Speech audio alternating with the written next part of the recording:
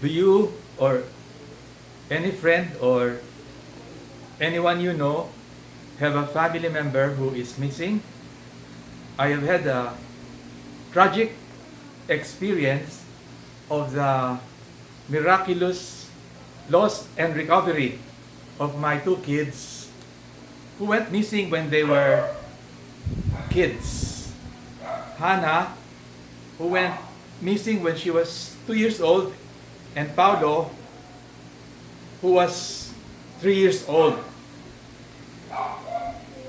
That was 35 years ago. And now they are grown up and are successful professionals. They are both doctors and have families with 2 children each.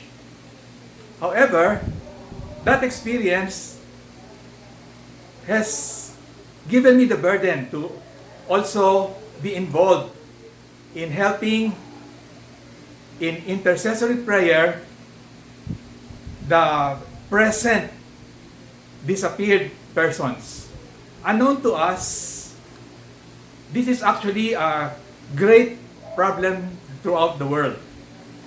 So much so that the United Nations has set August 30 as a global day to remember disappeared persons all over the world and work and support for the justice to be given their families and assistance. This is a problem that is more rampant in autocratic countries like China and also in Myanmar with the forced migration of the Rohingyas, but also in countries like in South America where the drug cartel is a very serious problem and has led to many disappearances of many people. But we do not need to go very far in those countries because right here, even here in our country, this is a very big problem.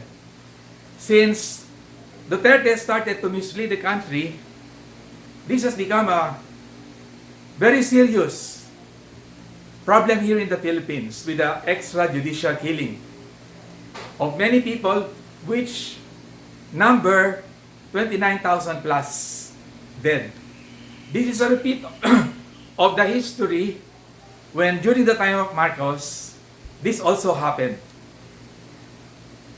This is a photo of Kian de los Santos, who is a teenager who was alleged to be involved in the drug crime and was killed by the police. He is just a representation of the thousands of other people who have also suffered the same fate in the regime of Duterte. There is a drive to get Duterte to answer for his crimes, and it is now under the investigation of the International Criminal Court. However, the government is not cooperating and even obstructing the work of the ICC. So we might not even know whether this investigation is going to come to light. I myself am burdened for this problem, but the only thing I can do is to pray. And I've started to connect with others starting this year only who are involved in this advocacy.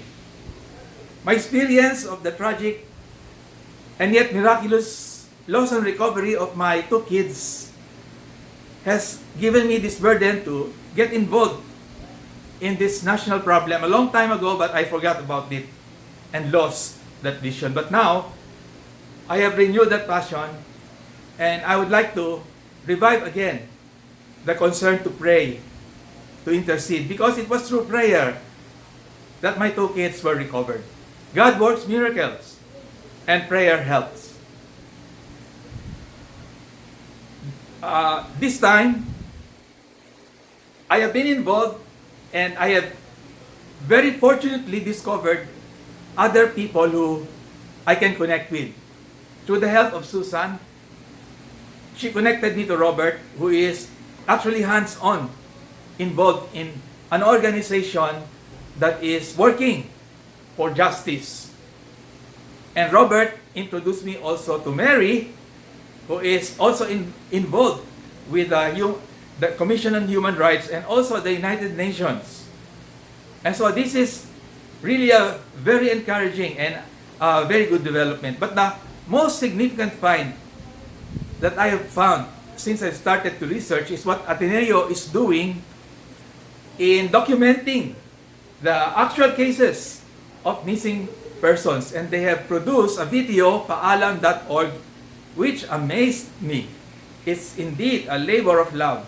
It is a very good, excellent piece of work in supporting the advocacy to work for the justice of those who have died in the drug war.